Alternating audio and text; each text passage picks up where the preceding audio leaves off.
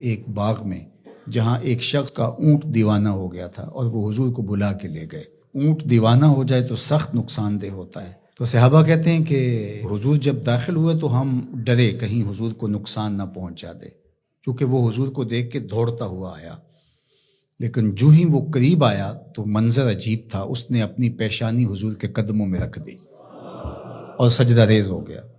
جب اونٹ کی اس محبت کو ہم نے دیکھا تو برجستہ کہا کہ نحنو احق ان نسجد للنبی صلی اللہ علیہ وآلہ وسلم، حضور ہمارا بھی جی چاہتا ہے کہ ہم آپ کو سجدہ کریں۔ تو جب آقا کریم علیہ الصلوۃ والسلام نے صحابہ کے اس مطالبے کو سنا تو فرمایا کہ اگر اللہ کے علاوہ کسی اور کے لیے سجدہ روا ہوتا تو میں بیوی کو حکم دیتا کہ وہ شوہر کو سجدہ کرے۔ تو اللہ کے علاوہ شریعت میں سجدہ کسی کو روا نہیں۔ سجدہ تعبدی جو عبادت کی نیت سے کیا جاتا ہے وہ تو کسی کو بھی جائز نہیں ہوا، کبھی بھی نہیں ہوا، کسی شریعت میں بھی نہیں ہوا، چونکہ شرک کی کبھی بھی اجازت نہیں ہوئی۔ لیکن جو سجدہ تعظیمی ہے وہ پچھلی شریعتوں میں جائز تھا، لیکن اس امت کے اندر اس کے بھی روک دیا گیا تاکہ اس کا راستہ ہی بند کر دیا جائے۔ ایاک نعبد و ایاک نستعین، ہم تیری ہی عبادت کرتے ہیں اور تجھی سے استعانت طلب کرتے ہیں، تجھی سے مدد مانگتے ہیں۔ عبادت کسے کہتے ہیں؟ اقصی غایت التذلل والخضوع، انتہائی درجے کی عاجزی اور انکساری عبادت ہے، اور عبادت کا جو نقطہ کمال ہے وہ سجدہ ہے۔ سجدے سے بڑھ کر عبادت کا کوئی روپ نہیں ہو سکتا، اور بندے کو سب سے زیادہ قربت رب کی سجدے میں ہی نصیب ہوتی ہے۔ تو ہماری عبادتیں اللہ کے لیے ہیں، اس لیے بندہ اس کے حضور کھڑے ہو کر کے عرض گزار ہوتا ہے کہ مالک میرا سر تیرے حضور جھکے گا۔ تو یہ جو تقدم ہے کا وہ اس لیے ہے تاکہ یہ حسر پیدا کر دیا جائے کہ ہماری پیشانی اللہ کے علاوہ کسی کے آگے نہیں جھکتی۔ اچھا، اب یہاں ایاک اعبد بھی تو ہو سکتا تھا، لیکن نعبد ہے، اس لیے کہ بندے کو یہ سکھایا گیا کہ اپنی عبادت پہ ناز نہ کرنا، اپنی عبادت کو صالحین کی عبادت کے ساتھ جوڑ کے پیش کر کہ مالک جس طرح تیرے بندوں کے سر تیرے حضور جھکے ہوئے ہیں، میرا سر بھی ان کے ساتھ تیرے حضور جھکا ہوا ہے، ان کی عبادت قبول کرے گا تو ٹوٹی پھوٹی شکستہ عبادت میری بھی قبول فرما لینا۔ اور پھر ارشاد فرمایا وَإِيَّاكَ نَسْتَعِينُ، اور ہم تیرے سے ہی استعانت طلب کرتے ہیں، تیرے سے ہی مدد مانگتے ہیں۔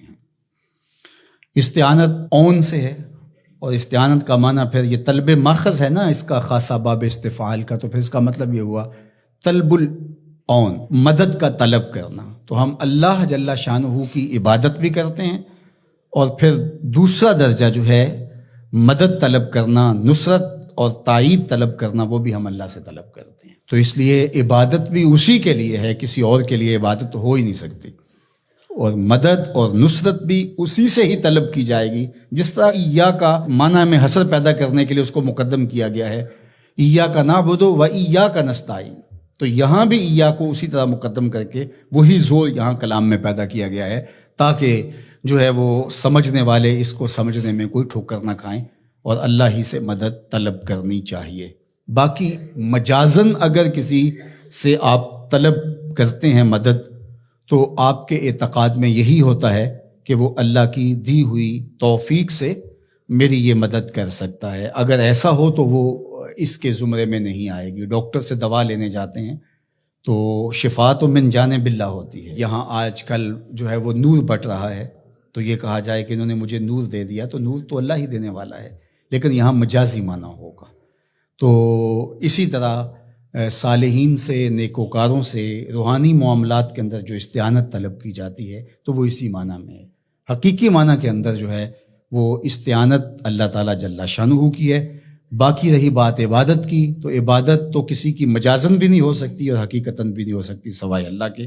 یہ ساری کہانی بیان کرنے کے بعد اپنی وفاداری کا یقین دلایا، اور پھر ہاتھ پھیلا کر کے اس نے کہا اہدنا الصراط المستقیم، مالک تجھ سے صراط مستقیم طلب کر رہا، ہدایت مانگی صراط مستقیم کی، سیدھی راہ کی۔